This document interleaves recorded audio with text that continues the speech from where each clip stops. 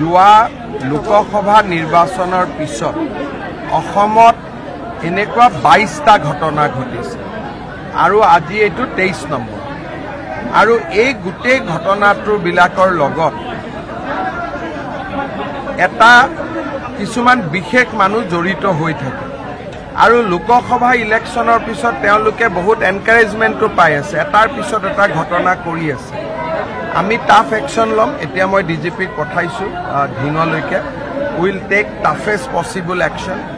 পীযুষ হাজৰিকাকো মই যাব দিছোঁ আৰু মই সদায় কৈ থাকোঁ যে আমাৰ অসমত নামনি আৰু মধ্য অসম বৰাক ভেলী আদিৰ দৰে জাগাত আমাৰ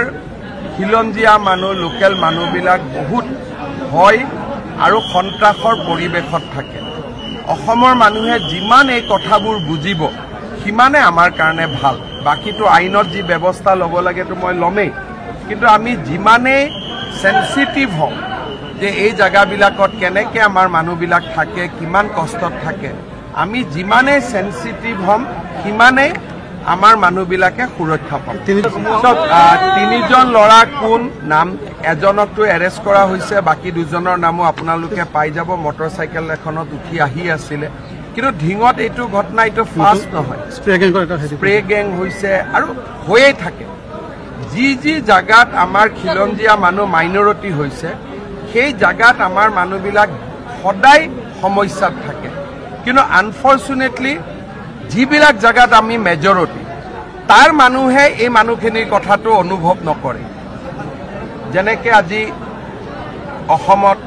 কিবা এটা ঘটনা হ'লে অসমীয়া বঙালী কৰি দিব কিন্তু কোনো বঙালী মানুহে ছোৱালীক ওপৰত হাত নিদিয়ে কিন্তু আমাৰ মানুহখিনিয়ে চিন্তা কৰি থাকিব বঙালীয়ে চিন্তা কৰি থাকিব অসমীয়াই চিন্তা কৰি থাকিব মাৰোৱাৰীয়ে চিন্তা কৰি থাকিব হিন্দীভাষী কিন্তু আমাৰ শত্ৰু কোন মিত্ৰ কোন মানুহে এইটো আজিলৈকে উলিয়াব নোখোজে বা নাজানে বা মানুহে এভইড কৰে that is the biggest irony সেইটোৱে আজি আমাৰ আটাইতকৈ ডাঙৰ সমস্যা